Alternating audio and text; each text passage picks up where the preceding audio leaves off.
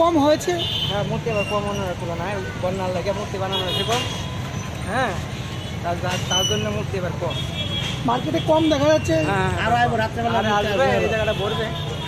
এখন মূর্তি যার বেশি প্রয়োজন হয়ে পড়ছে। আর চাহিদা কিরকম আছে? চাহিদা আছে মোটামুটি, সেই চাহিদা নাই। রেটটা কিরকম?